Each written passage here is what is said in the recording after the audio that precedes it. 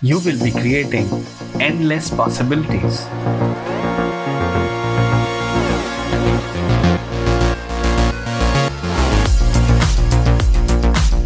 Now take the LED module.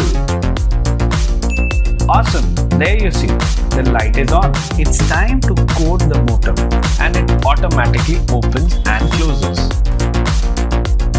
The robocoder's brain is powered by Arduino Nano, loaded with some onboard sensors.